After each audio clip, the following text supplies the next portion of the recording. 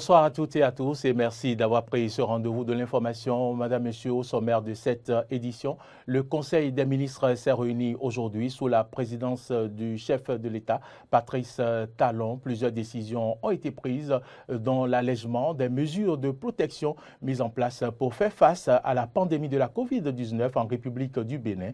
Nous en parlerons dans ce journal. À suivre également dans cette édition l'avis des revendeuses de pain par rapport à l'augmentation du prix de cette denrée de première nécessité au Bénin. Et puis, hors de nos frontières, un 8e journaliste a été assassiné hier au Mexique. Depuis le début de l'année, des dizaines de reporters et photographes vivent sous protection, la peur au ventre après avoir été eux-mêmes menacés ou vu mourir un collègue. Voilà pour le sommaire, le développement, c'est maintenant.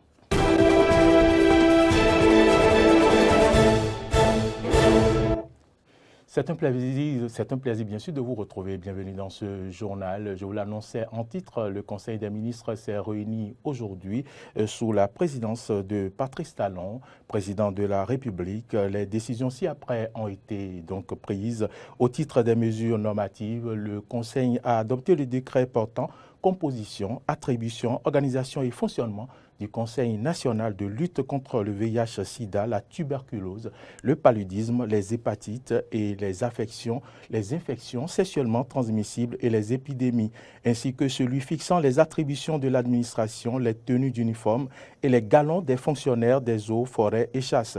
Au titre des communications, allègement des mesures de protection mises en place pour faire face à la pandémie de la Covid-19 en République du Bénin.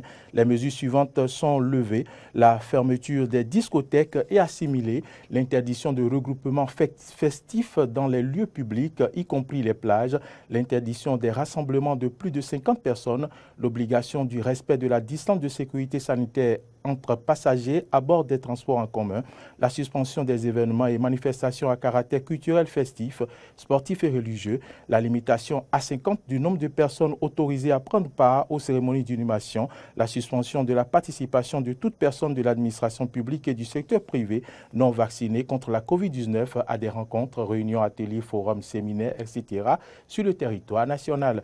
L'accès à tous les services publics assujettis à la présentation d'un pass vaccinal aux personnes éligibles à la vaccination, l'obtention des bulletins de prise en charge sous la condition de la présentation du pass vaccinal. Au titre des rencontres et manifestations internationales, le Conseil des ministres a autorisé l'organisation à Cotonou du 23 au 25 mars 2022 de la 16e rencontre des chefs des services de renseignement et de sécurité couplée avec la 8e réunion des ministres chargés de la sécurité des pays membres de l'initiative d'Accra, de même que la participation du ministère du Cadre de vie et du Développement durable aux réunions statutaires et autres rencontres à l'extérieur au titre de l'année 2022. Au titre des mesures individuelles, des nominations ont été prononcées à la Cour des comptes au ministère du Développement et coordination de l'action gouvernementale et au ministère de l'Agriculture, de l'Élevage et de la Pêche. Vous suivrez dans nos prochaines éditions le point complet du Conseil des ministres avec le porte-parole du gouvernement, Wilfried Léandre Ngbeji. Autre information dans ce journal, le président de l'association de défense des droits des consommateurs, dénommée La Voix des consommateurs, était hier face à la presse. Et cette sortie médiatique organisée dans le cadre de la célébration de la Journée mondiale des droits des consommateurs, célébrée tous les 15 mars, est axée sur la cherté de la vie dans notre pays. Suivez ici le compte-rendu de Clémence Tonoucon.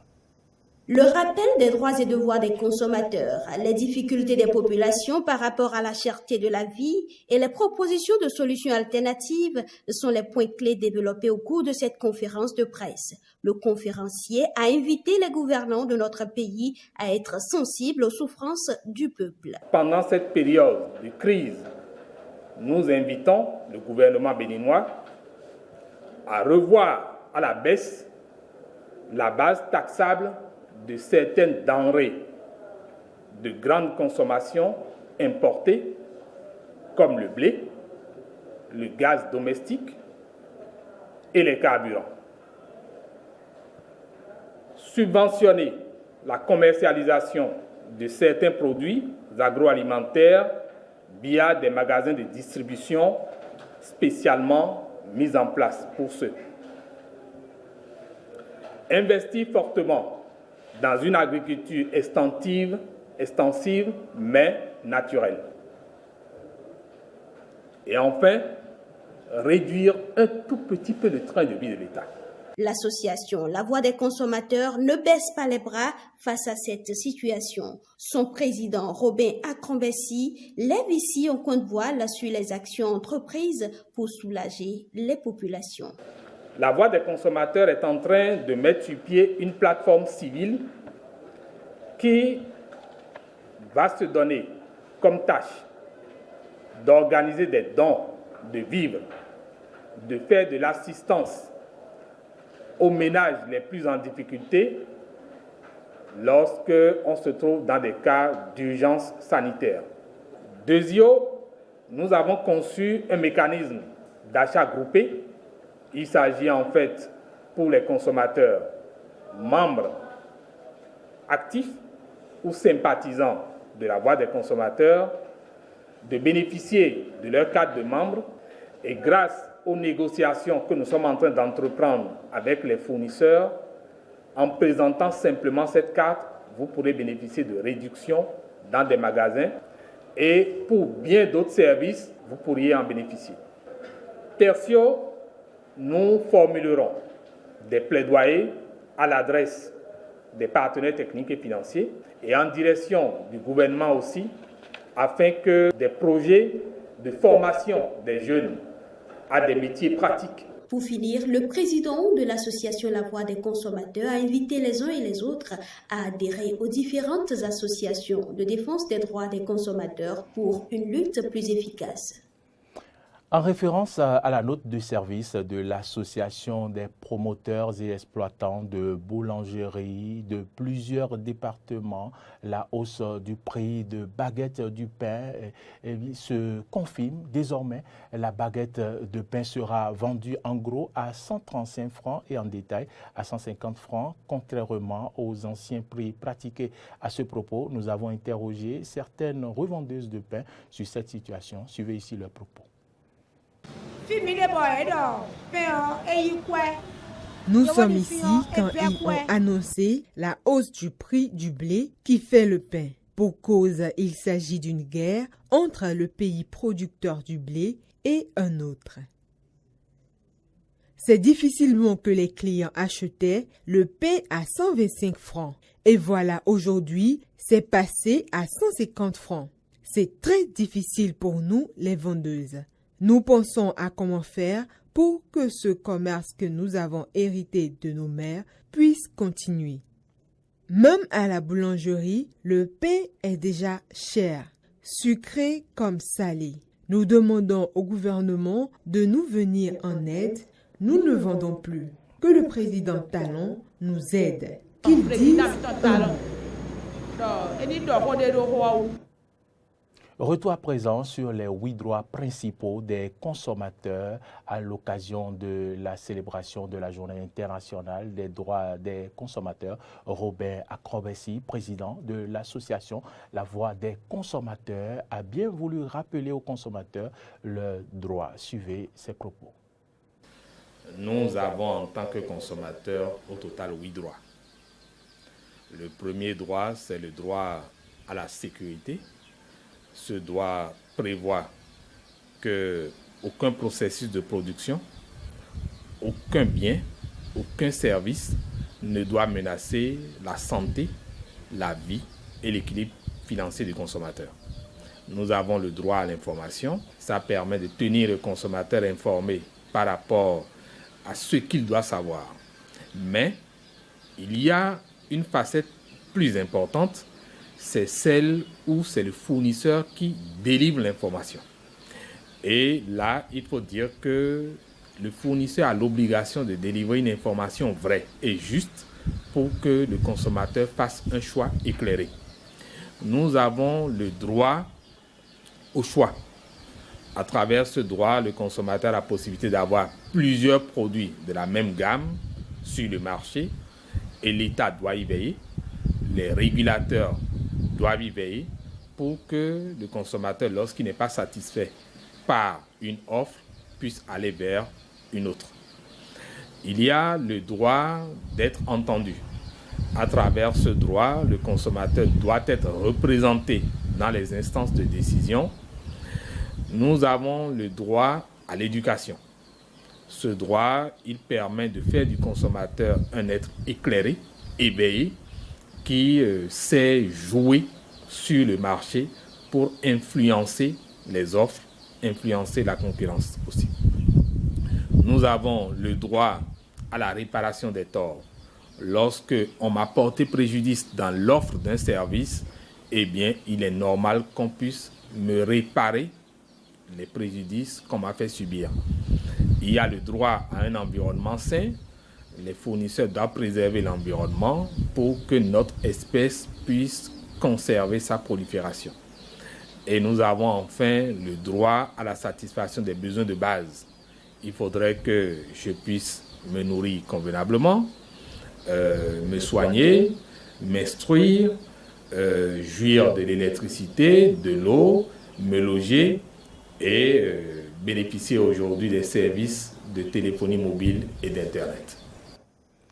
Parlons sport à présent, qu'il vous souvienne que le sélectionneur, bien sûr, national intérimaire des écureuils et seniors, Moussa Latondi, a rendu publique la liste des 23 joueurs sélectionnés pour les prochaines compétitions du Bénin. C'était lundi dernier au cours d'une conférence de presse. Nous avons recueilli pour vous l'avis de quelques journalistes sportifs sur la composition de cette liste. Suivez. Je ne me permettrai pas de juger les choix de l'entraîneur, mais je me permets quand même d'observer qu'à l'intérieur, on a quelques nouvelles têtes, dont Mohamed Tidjani, qui est un défenseur polyvalent, latéral gauche, défenseur axial. Il y a également l'arrivée de Tozin, qui est un joueur que je connais très bien pour l'avoir vu jouer avec AS Cotonou ici, avant de faire partie de la première vague des jeunes Béninois ayant été du côté du Brésil, dans le cadre de la coopération Bénin-Brésil. C'est un garçon très talentueux aussi, très véloce, souvent excentré, quelquefois dans l'axe en tant qu'avançante. Donc c'est pour moi des apports en qualité et puis en jeunesse en termes de sang frais dans cet effectif. Le troisième, c'est Chibozo, que je ne connais pas trop, mais qui a beaucoup fait parler de lui sur les réseaux sociaux. On espère tout simplement que cette opportunité qui lui est offerte, qu'il puisse vraiment la saisir et nous prouver réellement qu'il est vraiment ce footballeur que les réseaux sociaux nous vendent. Maintenant, pour ce qui est de Moussa Latondi lui-même en tant que sélectionneur intérimaire, c'est vendre les écureuils autrement. Maintenant, à lui, à travers ses résultats du côté de la Turquie face au Soudan, face au Libéria et le Togo, de montrer clairement qu'il mérite qu'on lui fasse confiance parce qu'actuellement, je ne vous informe pas en vous disant que par exemple au Cameroun, on a fait la place à Rigobert Song Bahana en laissant partir contre Sessao qui a quand même fini 3e de la CAN. Donc la tendance actuellement en Afrique, c'est de promouvoir les talents locaux et je pense que le Bénin doit s'inscrire dans cette dynamique parce qu'on a de très très bons entraîneurs qui ont été d'anciens joueurs comme Alec Baraludovic, comme Moussa Latondi, comme Oumar Tchomogo, comme Alain Gaspose, qui peuvent vraiment apporter un plus à notre football. Et le reste des sous qu'on met souvent à la disposition de ces entraîneurs expatriés pourront être utilisés pour la mise en place de la direction technique nationale, pour la formation des formateurs et pourquoi pas pour la mise en place d'une politique nationale claire de sport. Il n'y a pas grand changement, enfin l'ossature est restée, sauf qu'il y a quelques joueurs qu'on découvre. Il y en a un dont on entend parler seulement maintenant, Mohamed Tidjani qui évolue en République tchèque, et deux autres dont on a entendu parler depuis un moment mais qui n'ont jamais été convoqués en sélection, en l'occurrence Josué Chibozo, l'ancien qui avait joué avec la réserve de la Juventus de Turin, et le second, Tozin Ayegon, qui évolue au FC Zurich en Suisse. Donc pour moi, c'est une liste pas forcément avec des surprises, mais avec des attentes légitimes, puisqu'on va découvrir de nouveaux joueurs. Après, je trouve que c'est une liste qui est un peu déséquilibrée, parce qu'il n'y a que 4 milieux de terrain dans cette équipe. Franchement, si vous optez pour un 4-4-2, c'est que vous avez tous vos 4 milieux que vous mettez, et après, c'est que derrière, il n'y a rien du tout. Hors du Bénin à présent, tu es à Zitakoué Kouaro, à 150 km à l'ouest de Mexico. Armando Linares, directeur du site d'information Monitor, avait lui-même annoncé le 31 janvier l'assassinat d'un de ses collaborateurs. L'équipe du Monitor a souffert d'une série de menaces de mort, avait-il déclaré dans la vidéo où il annonçait la mort de Roberto Toledo.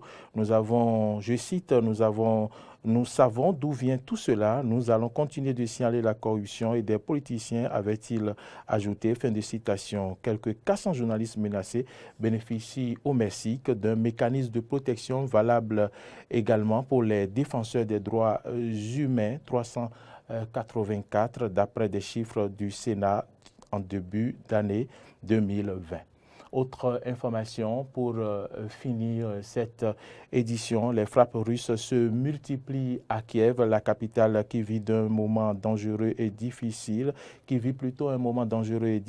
a déclaré le maire de la ville, Vitali Klitschko, en décrétant un couvre-feu ce mardi, de mardi à jeudi. Des pourparlers russo-ukrainiens visant à arrêter le bain de sang doivent reprendre aujourd'hui après une concession importante du président ukrainien Volodymyr Zelensky, prêt à renoncer à adhérer à l'OTAN. Joe Biden va annoncer également aujourd'hui une assistance sécuritaire supplémentaire à l'Ukraine de 800 millions de dollars pour aider le pays à faire face à l'invasion russe. Madame, Monsieur, c'est ici que s'achève ce journal. Merci à toutes et à tous de nous avoir suivis. L'information se poursuit sur nos différentes plateformes YouTube, Twitter, Facebook et sur notre site internet www.benin-eden.tv. Bonne suite de nos programmes. Merci de nous avoir suivis et à demain.